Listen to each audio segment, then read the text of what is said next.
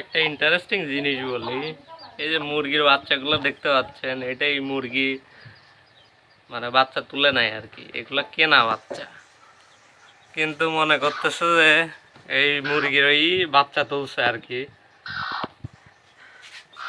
অন্যান্য মুরগির থেকে বাচ্চা প্রোটেক্ট করতেছে। আমি ধরতে গেলে আমাকে ঠোক মারতেছে আর কি।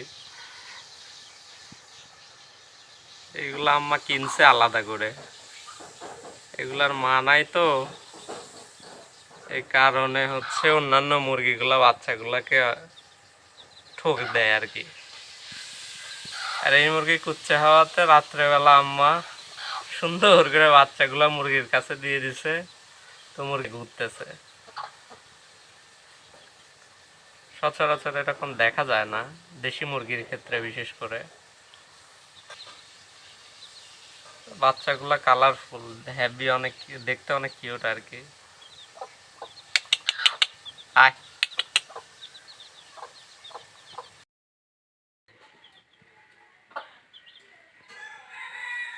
খা, পিচ্চিগুলো ভালো করে খা।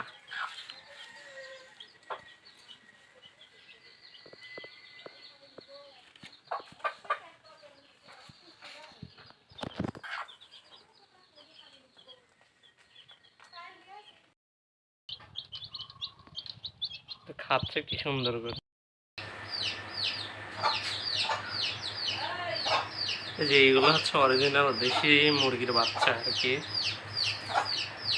তিনটাই বাচ্চা উঠছিল অনেক কয়টা, মারা গেছে, বেজি খাইছে।